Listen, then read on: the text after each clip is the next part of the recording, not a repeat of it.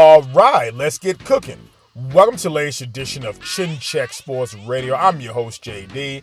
I want to thank you all for taking the time out to join us. And as always, we welcome any suggestions, feedback, comments, and criticisms, which improves the quality of our program, which ultimately improves your listening experience. Before we get started, I want to tell all of you thank you for your tremendous support.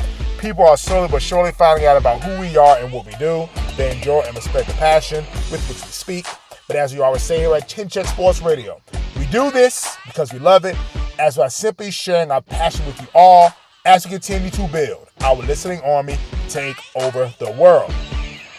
Folks, oh yes, we are getting hot and heavy on the Chin Check Sports Radio Top 10 Controversial Boxing Decisions of All Time, based on the fights that we grew up watching. We definitely love you guys' feedback. We are getting hit up. Folks are telling us they are enjoying the content. They are being taken down, definitely boxing memory lane. And this is what we love, and this is what we love. But I mentioned when we first created this list, we are now getting to the portion of the list where now we're asking ourselves, what the hell were the judges looking at?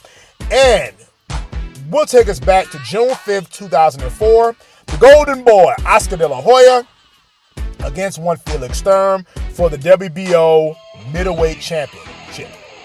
Now, this fight was part of a co-feature with then reigning middleweight champion of the world, Bernard the Executioner Hopkins, facing Robert Allen for the third time. Now, why is that significant?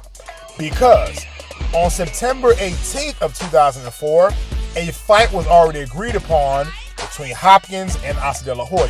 Oscar De La Hoya, the former 147 on welterweight champion or 154 pound champion, was moving up in weight to fight Bernard Hopkins. Much the same way 2 decades before, where Ray Leonard fought Marvin Hagler. Now, Oscar De La Hoya, much like a Sugar Ray Leonard, both came with Olympic pedigree. You had Ray Leonard, who won his gold medal in the 1976 United States Olympics, and Oscar De La Hoya in the 1992 Olympics in Barcelona. I believe the 76 Olympics were in Montreal. Both guys appeal to mainstream boxing fans, and we've always mentioned this, how these two guys were actually mainstream stars, like, you know, guys who broke out of boxing. We're talking about, again, guys like a Muhammad Ali, Ray Leonard, Mike Tyson. You know, you had an Oscar De La Hoya. So these were the guys that people, casual fans knew about, big celebrities knew about. They're very, very popular with women because they were both great-looking guys, excellent boxing ability, everything. Like Ray Leonard, who moved up and fought a rough and tough Hagler, who won the fight. Again, there are still arguments about the fight till this day when he fought the late Marvin Hagler, may he rest in power. And then obviously you have De La Hoya fighting Hopkins. So, of course, while moving up in weight, De La Hoya at the time was at his height politically as a fighter.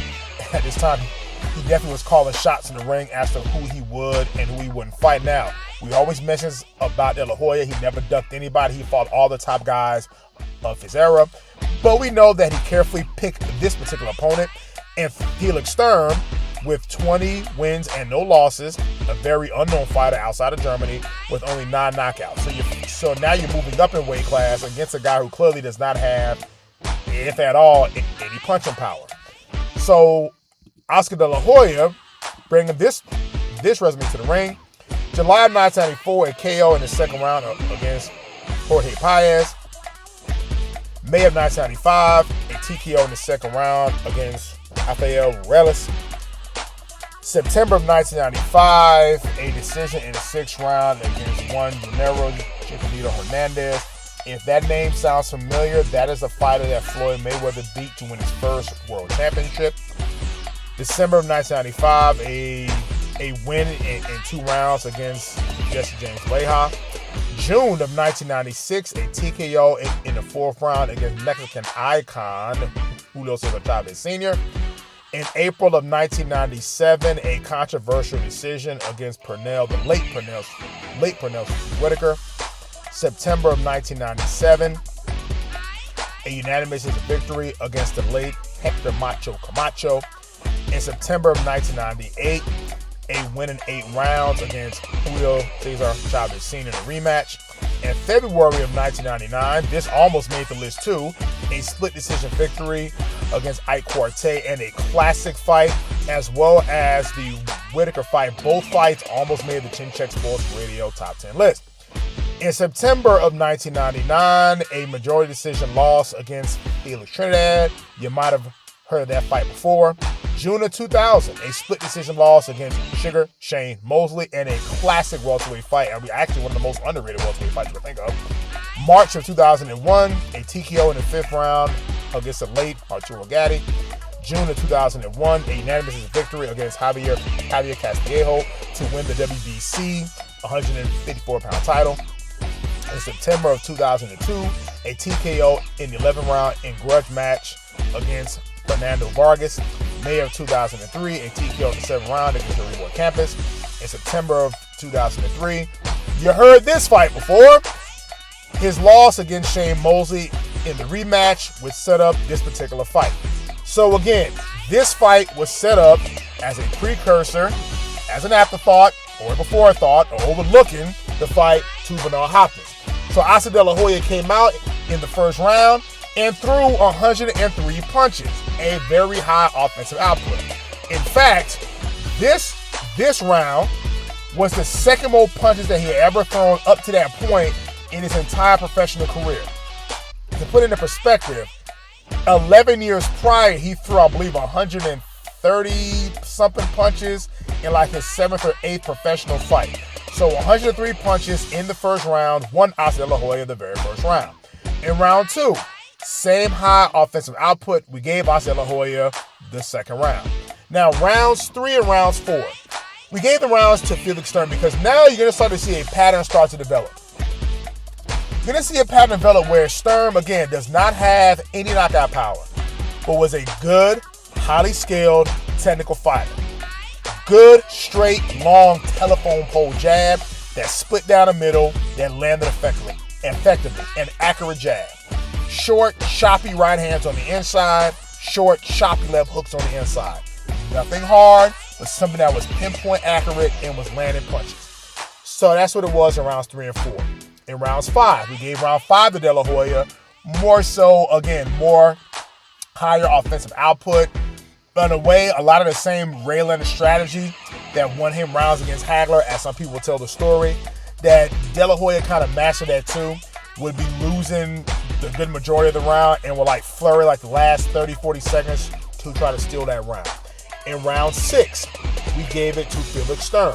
In round 7, we gave it to Felix Sturm by landing clean jabs, making De La Hoya miss, landing uppercuts on the inside, and quite frankly, really trying to outbox De La Hoya. You heard Floyd Mayweather Sr. at the time, who was a trainer of Oscar De La Hoya, told De La Hoya, don't get discouraged. Okay. You see him, can't stop his jab, and when you run your punches, grab him on the inside. That is not a Floyd Mayweather strategy. It's about defense. Obviously with the shoulder roll, and obviously becoming a much more offensive fighter. So to tell him to tie him up on the inside, you knew there was trouble in paradise. In round 8, we gave it to Felix Sturm because, again, he was just outboxing Oscar De La Hoya. I mean, just flat out outboxing him. And at one point in the round, we counted 9 to 10 unanswered punches landed by one Felix Sturm. So again, that nice, beautiful jab, choppy right hands over the top, and even Mayweather trying his version of the shoulder roll, which pretty much won him the Vargas fight. But this guy Sturm, again, solid middleweight, solid broad shoulders, just physically imposing, looked bigger than De La Hoya. And again, good jab, clearly snapping De La Hoya's head back, had his nose bleeding, eyes starting to get puffy, was jabbing the hell out of De La Hoya, short right hands over the top, and the occasional left hook. We gave rounds 9 and rounds 10 all to Felix Sturm. Folks, it wasn't even close. Again, good jabbing. You see the pace of Oscar De La Hoya starting to slow down. Mouth is open. At one point, he even tells his corner, I can't move. And clearly Sturm, or the energy and the momentum, favored Felix Sturm. And we're like, wow, he's really winning this fight, and what's about to happen? In round 11, He actually switched to southpaw. Ladies and gentlemen, we are not making this up. Felix Sturm actually switched to southpaw. Now, his jab got there beautifully while fighting in the orthodox stance. Now, in the southpaw, his left hand was now more of a power punch. And that was landing at will. And really, at the time, De La Hoya really had issue with southpaws, number one. And number two, his right hand, even though it had gotten better under Floyd Sr., but it still was a weakness in his arsenal. The best punch to throw against a southpaw is a good right hand. And he couldn't do anything. And it was just funny, in the 11th and the 12th round, he was just outboxing De La Hoya in a southpaw stance. So, you clearly see that Felix Sturm, a larger middleweight, again, without any punching power, which makes you wonder, what if Sturm actually had punching power? De La Hoya probably would have been out of there by the 8th round. But again, no punching power, outboxing the hell out of Oscar De La Hoya. And we like Roy Jones's commentary.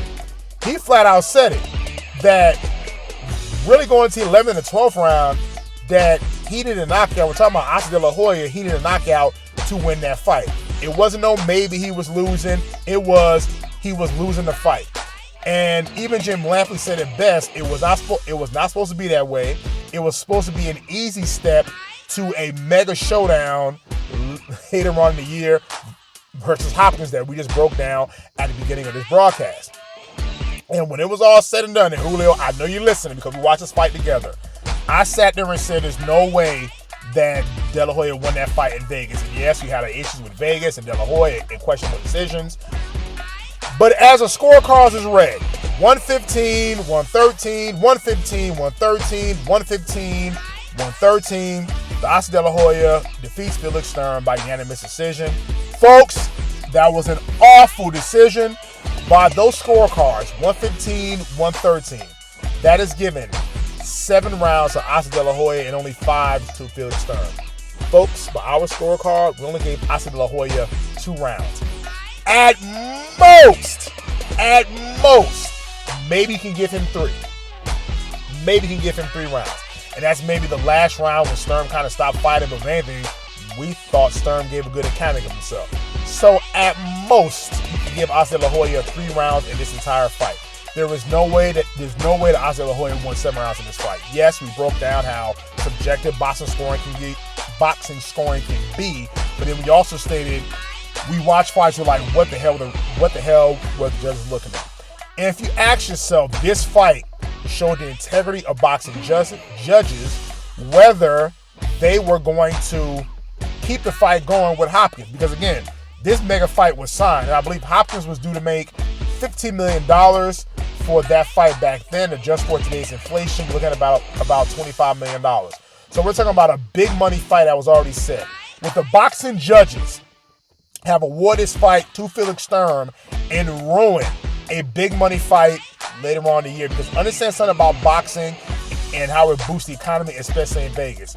People go to Vegas, they hotel rooms and this and that. And from personal experience, watching a Floyd Mayweather fight in Las Vegas, it gets crazy in Vegas, and it definitely gets wild. I know that's what Vegas loves.